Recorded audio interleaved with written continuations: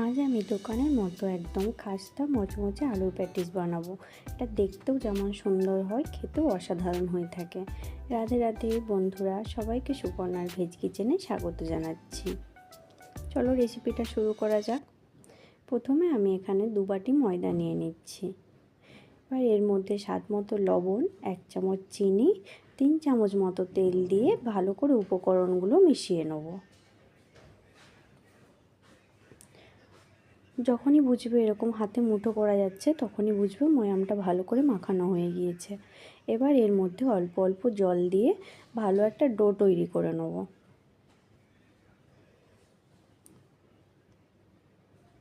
ময়দাটা অল্প একটু নরম করে মাখাতে হবে, খুব শক্ত করা যাবে না। ময়দাটা মাখানো হয়ে গিয়েছে, এবার ওপর থেকে একটু তেল দিয়ে এটা চাপা দিয়ে রেখে দেবো।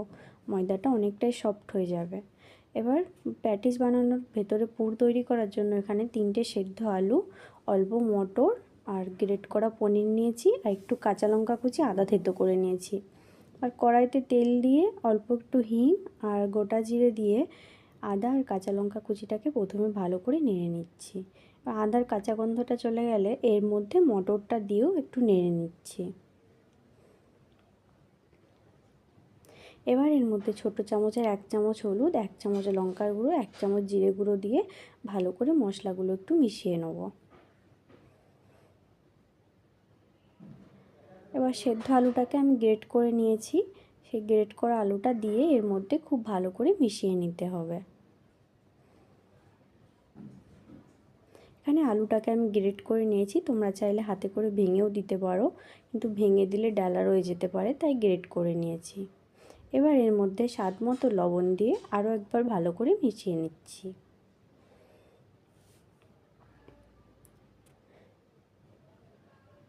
এবার এর মধ্যে যে পনিরটা গ্রেট করে রেখেছিলাম সেটা দিয়ে ভালো করে মিশিয়ে নেব।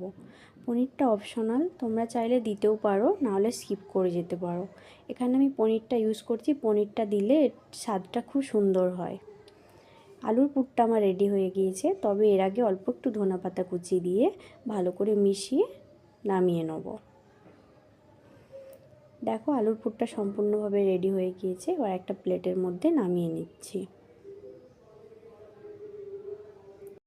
এবার একটা বাটির মধ্যে 1 চামচ ঘি আর 1 চামচ ময়দা এটা খুব ভালো করে মিশিয়ে রেখে দেবো। এটা আমাদের পরে কাজে লাগবে। এটা মেশানো হয়ে গিয়েছে, সাইডে রেখে দিচ্ছি।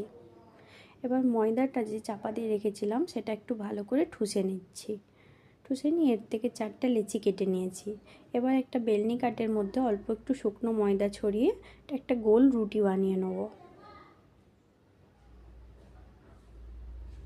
একটু পাতলা করে বেলতে হবে।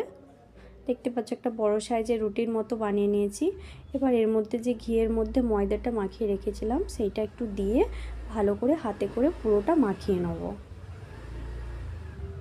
মাখানো হয়ে গিয়েছে, এবার এর ওপর একটু ময়দা ছড়িয়ে দিচ্ছি। ময়দা ছড়িয়ে ওপরে আরেকটা যে রুটি বেলে রেখেছিলাম সেটা দিয়ে দিচ্ছি। দিয়ে একটা ছুরির সাহায্যে 4টে কর্ন ভালো করে কেটে একটা চৌকো আকারের শেপ দিয়ে দিয়েছি। এবার এটাকে 4 ভাগ করে নিচ্ছি।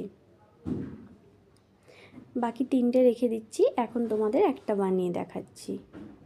এর মধ্যে কিছুটা আলুর পুর দিয়ে এবার এটাকে ভালো করে অর্ধেক মতো ফোল্ড করে দিয়ে ভালো করে সাইডগুলো চেপে দিলেই ব্যাস প্যাটিস রেডি হয়ে যাবে।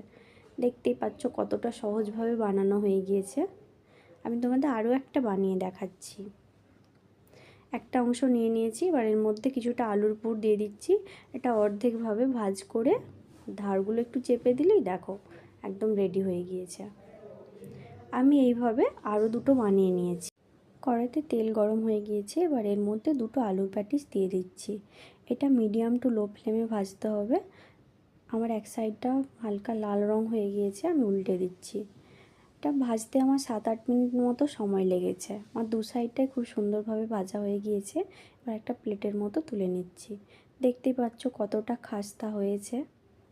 এবার প্যাটিসের সাথে খাওয়ার জন্য একটা গ্রিন চাটনি রেডি করে নিচ্ছি। একটা মিক্সিং বোলের মধ্যে অল্প ধনা পাতা, 5-6টা পুদিনা পাতা, 2টো কাঁচা লঙ্কা, একটু লেবু রস আর 1/2 চামচ বিট লবণ দিয়ে অল্প একটু জল দিয়ে এটা পেস্ট বানিয়ে নিচ্ছি।